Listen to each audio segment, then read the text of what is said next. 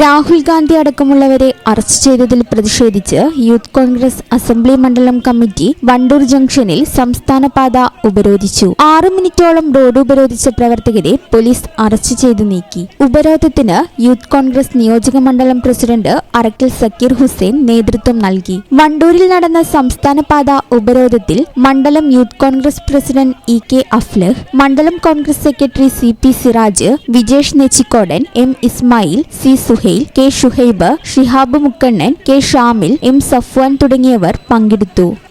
ഈ channel news Wandoor.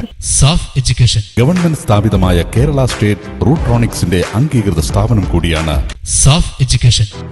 Our courses PGDCA, DCA, data entry, Indian and foreign accounting, Tally and GST, AutoCAD, graphic designing എന്നീ കോഴ്സുകൾക്ക് അംഗീകൃത സർട്ടിഫിക്കറ്റോടെ SAFF education പഠിക്കാം. പെൺകുട്ടികൾക്കായി 1 വർഷം ദൈർഘ്യമുള്ള computer TTC, pre primary TTC, fashion designing TTC കോഴ്സുകൾ.